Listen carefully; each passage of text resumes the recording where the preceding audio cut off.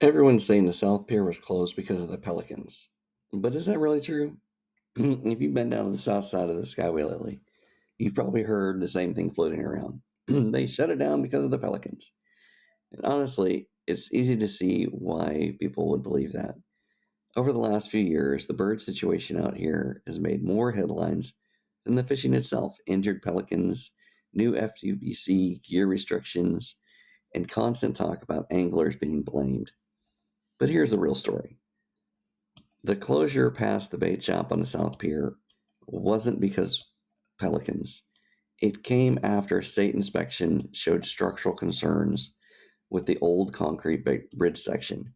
That structure's been sitting in saltwater since the 1950s, and even though it still looks fine from above, the damage underneath tells a different story. Just ask anybody from a boat that's going underneath there. So, no, this wasn't a punishment to the fishermen or a new wildlife crackdown. It's a safety issue. The pelican rules are separate. They were already in place long before this closure. That said, the timing doesn't help.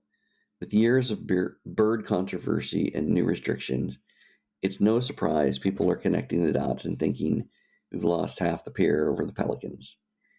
Here's what's really happening. The South Pier beyond the bait shop is closed to vehicles and foot traffic, but the bait shop itself remains open.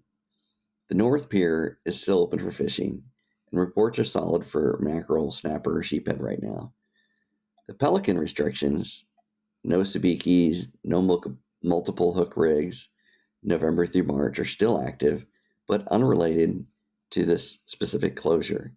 At the end of the day, this pier has been part of the Tampa Bay fishing history for 50 plus years. Whether you come for the kingfish runs or just grab live bait and watch the sunset, the Skyway will always be our spot. If you've got your own take, or if you've been down here since the change, drop a comment below. We want to hear what you're saying and seeing. And for those of you wondering where all the money's going, why they collect all that money when you pay your money to go on the pier, and why they're not putting it into the bridge, it's two different hands, because the state owns the pier and they lease it out to the people that are managing the pier through the state park system. So the people that you're paying to be able to fish on the pier, they don't have anything to do with maintaining the pier.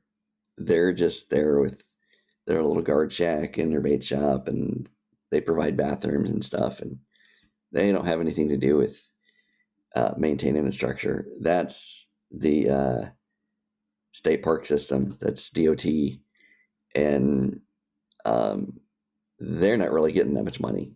So, yeah, it's not really much to chase after there. Anyway, let me know your thoughts.